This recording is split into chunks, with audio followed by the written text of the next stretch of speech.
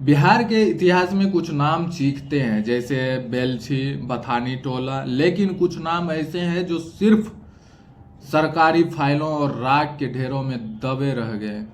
अरसंडा जहानाबाद और अरवल की सीमा पर बसा एक ऐसा ही कोना जहां की मिट्टी आज भी गवाही देती है कि यहाँ बराबरी का सपना देखना गुनाह था। मध्य पूर्व बिहार का यह इलाका 1970 और 80 के दशक में लाल द्वीप बन चुका था।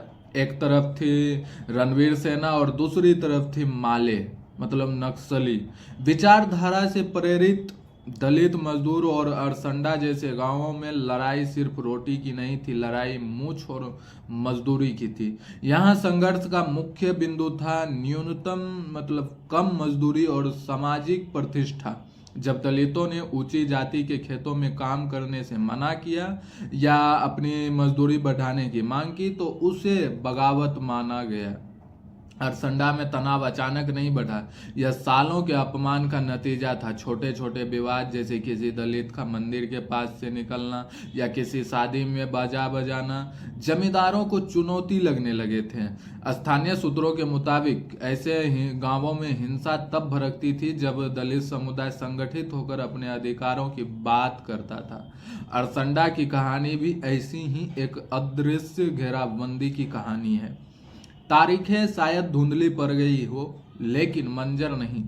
रात के दूसरे पहर में जब पूरा गांव सो रहा था, प्राइवेट सेना के नकाबपोश हमलावरों ने दलित बस्ती को घेर लिया।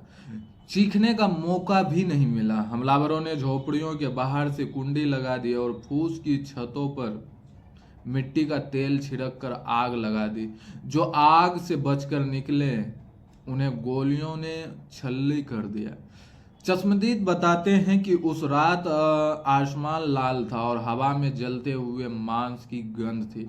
पुलिस स्टेशन मात्र कुछ किलोमीटर दूर था, लेकिन वर्दीधारी तब पहुंचे जब राख ठंडी हो चुकी थी। बिहार के इन नरसंहारों का एक पैटर्न रहा है। हमलावर आते हैं, कत्लेआम करते हैं और आराम से निकल जाते हैं।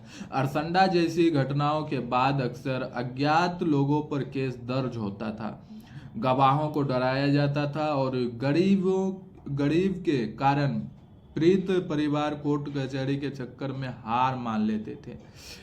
नरसंहार के बाद नेताओं का तांता लगता था, मुआवजे की घोषणा होती थी और भाषण दिए जाते थे, लेकिन क्या उन परिवारों को कभी वो सम्मान वापस मिला? अरसंडा के पीड़ितों के लिए न्याय आज भी एक तारीख है।